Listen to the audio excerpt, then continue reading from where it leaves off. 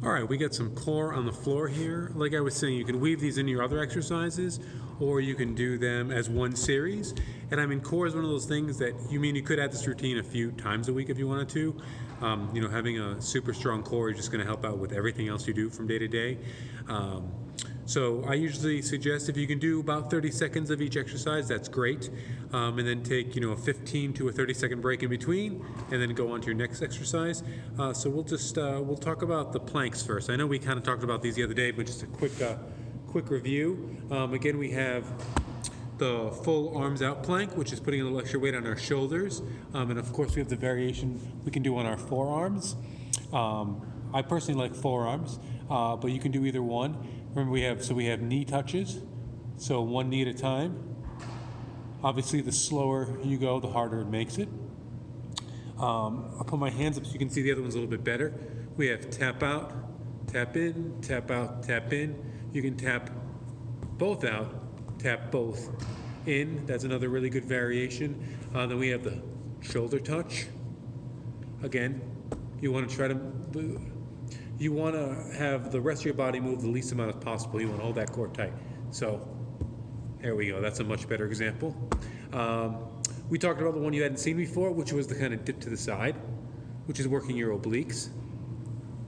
Just making sure you're holding your core tight that entire time. We can just do a little like march in place, up and down, up and down.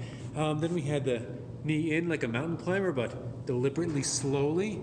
So knee in to the same side, or we can, if we want to work our obliques a little bit more, we can go knee across to opposite side, knee across to opposite side. That should do it for the planks. For some of the other stuff, we had flutter kicks, which was simply legs down, lie back. We can put our hands on our sides. We can put them on our stomach, put them under our butts, whatever's going to be most comfortable for us, because we don't want to irritate our lower back. Flutter is as simple as down, and flutter your legs up and down. Again, it's one of those things where if you go slower, it makes it harder to do, so you're getting more out of it. So you're better off doing that than just trying to fly through.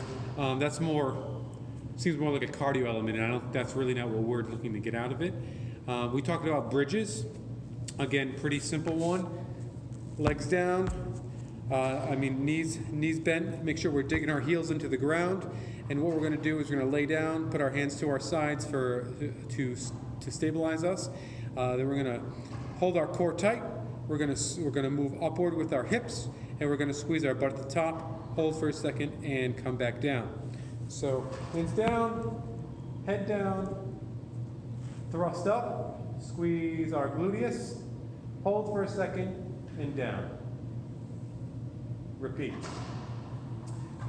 Again, that's one of those exercises it's good for your abs, it's good for your core in general, it's good for your lower back, it's good for your glutes, and it's also good for spinal alignment, so you really can't go wrong there. You could do some variations of that. You could do them up and down without ever letting your butt touch the ground. That's an option. You could do single-legged ones. So we can put our leg out, up and down, up and down. Some other good exercises to do that are in the bridge way, but you're not actually doing a bridge, is just laying down, not lifting your abs, but just lifting your leg up and down. So let me show you an example of that. So down, leg up, leg down.